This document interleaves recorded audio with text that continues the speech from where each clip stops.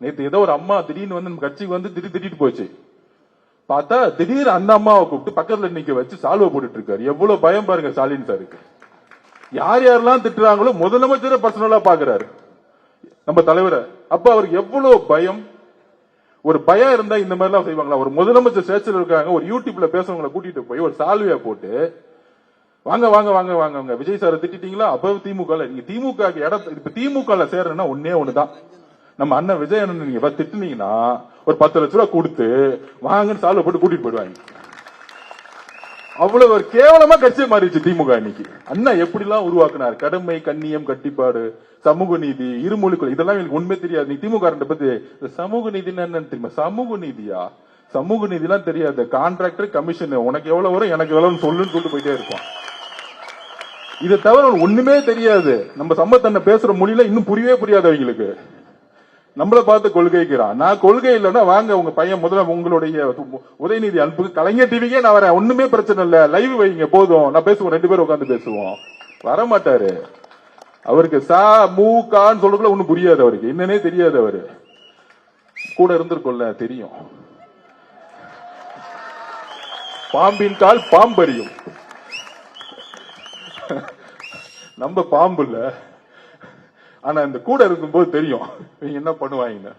அப்ப இன்னைக்கு இருக்க என்ன சூழ்நிலையில இருக்கிறோம், நம்மளை பார்த்த உடனே நம்மள வந்து மைண்ட் எல்லாம் இது பண்றாங்களாம். அது என்ன திமுக 26 கட்சிப்பா, என்னப்பா தனியா வந்து திமுக.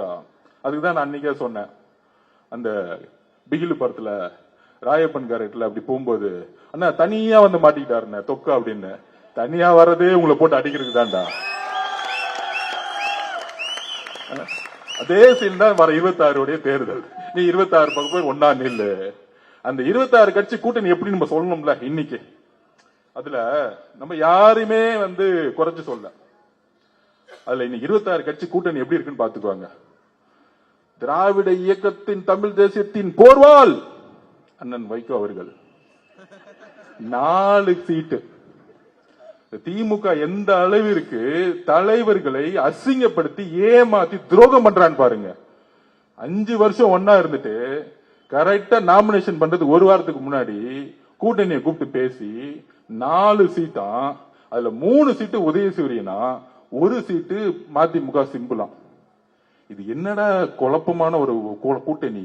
இந்த ஒரு படத்துல சொல்லுவாங்களே 40+30 இல்ல 42+28 இந்த மாதிரி. அது என்னடா 1 சீட்டு மதிமுக 3 சீட்டு திமுக. அப்ப அந்த கட்சிக்கு வந்து சுய ஒரு இதுவே இருக்க கூடாதா? அவங்களுக்கு செல்ஃப் ரெஸ்பெக்ட் இருக்க கூடாதா? ஐயா மதிமுக தலைவர் எவ்வளவு பெரிய தமிழ் தேசியத்துக்காகவும் திராவிட இயக்கத்துக்காகவும் பேசினாரு. அந்த கட்சி இன்னைக்கு எப்படி ஆகி இந்த திமுக கூட சேர்ந்ததுனால தன்னுடைய கட்சியோடைய சுய கௌரவத்தையும் இழந்து இன்னைக்கு எதுவுமே இல்லாம போயிடுச்சு. 3 சிம்பிள் கொடுத்தா என்ன ஆகும்? மதிமுக 3 சிம்பிள் வாங்கினா அவன் திமுக காரன். ஒரே ஒரு சீட்டு கொடுத்திருக்காங்க. அப்ப அந்த மதிமுக கட்சி அழிச்சு ஒழிச்சுட்டாங்க. கம்யூனிஸ்ட் தோழர் கடுமையா இவங்களுக்காக போராடினாங்க. இவங்க என்னென்ன பிரச்சனை பண்ண கூடியே நின்னாங்க. 6 தொகுதியில் 5 தொகுதி கொடுத்துட்டாங்க. இருந்தா ஏரியில போனா போ. எப்படி அப்ப கூட இருக்கக்கூடிய தோழர்கள் கூட இருப்பாங்க, 4 தலைவர்கள் கூட இருப்பாங்க, கீழே இருக்க ஒருத்தருக்கு எல்லாம் நம்ம பக்கம் வந்துட்டாங்க. அதுதான் திருப்பி சொல்றேன். அப்பையில இருந்து திமுக கூடிய கூட்டணி கட்சி தலைவர்கள் மட்டும் தான் இருக்காங்க, தொண்டர்கள் எல்லாம் டிவிக்கு பக்கம் வந்துட்டாங்க. அப்புறம் மார்க்சிஸ்ட் கட்சி போராடுவாங்க தொழிலாளர்களுக்காக. இன்னைக்கு வரைக்கும் சீட் வந்து கதறாங்க, கெஞ்சுறாங்க. இருந்தா இரு, கிளம்புனா கிளம்பு. என்ன உளவியல்? ஏன்னா பணம் இருக்கு அவன்கிட்ட, கொள்ள அடிச்சு பணத்தை வச்சிருக்கான். அப்ப இந்த பணத்தை வச்சு நாங்க யாரு? நாங்க இல்லைன்னா பிஜேபி எதுக்க முடியாது. இந்த பிஜேபிங்கிற அழுத்தத்துக்காக திமுக கூட்டணி கட்சிகள் தன்னுடைய சுய கௌரவத்தை இழந்து, தன்னுடைய தொண்டர்களுடைய ஆதரவும் இழந்து கட்சியும் இன்னைக்கு காணா போயிருச்சு. அதுல ஒரு எக்ஸாம்பிளே சொல்லிடுறேன். அண்ணன் ஜவஹர்லால் அண்ணா நல்ல தலைவர், முஸ்லிம் தோழர்களை கடுமையா வந்து பணி செஞ்சுவார். இன்னைக்கு அந்த கட்சிக்கு எம்எல்ஏவே கிடையாது. அந்த கட்சிக்கு என்ன சிம்பிள் கொடுக்கறாங்க? உதயசூரியன் சிம்பிள் கொடுக்கறாங்க. ஒரு சமூக நீதி அரசுன்னு சொல்றாரு முதலமைச்சர் ஸ்டாலின் அவர்கள். சொந்த கட்சிக்கு ஒருத்த கட்சி ஆரம்பிச்சாங்கன்னா அவங்க சிம்பிளை நிக்க வச்சு ஜெயிக்க வைக்கிறதான கூட்டணி. அந்த கட்சி அப்படியே அபகரிக்கிறது என்னது? பிஜேபியோட ஸ்டாண்டு தான் திமுகவோட ஸ்டாண்டும். ஒருத்தனோட கட்சி அபகரிக்கிறது தான். இப்படிதான் மதிமுக அபகரிச்சுட்டாங்க. அடுத்தது நம்மளுடைய ஜவஹர்லால் கட்சியே இல்ல. அப்புறம் முஸ்லீம் லீக் கட்சி 2020 3 சீட்டு கொடுத்தாங்க, ஒரு சீட்டு கூட ஜெயிக்கல முஸ்லீம் லீக். ஏன் தெரியுமா? திமுக தோக்கடிக்க வச்சுட்டாங்க. அவங்களுக்கு முஸ்லிம் சகோதரர்களும் கிறிஸ்துவ சகோதரர்களும் தலித் சகோதரர்களும் அதிகாரத்துக்கு வரத்துக்கு திமுக விருப்பமே எப்பவுமே கிடையாது. சும்மா பேரு மட்டும் சமூக நீதி சொல்லுவாங்க, ஆனா அவங்க அதிகாரத்தை உருவாக்க மாட்டாங்க. அண்ணல் அம்பேத்கர் என்ன சொன்னாரு?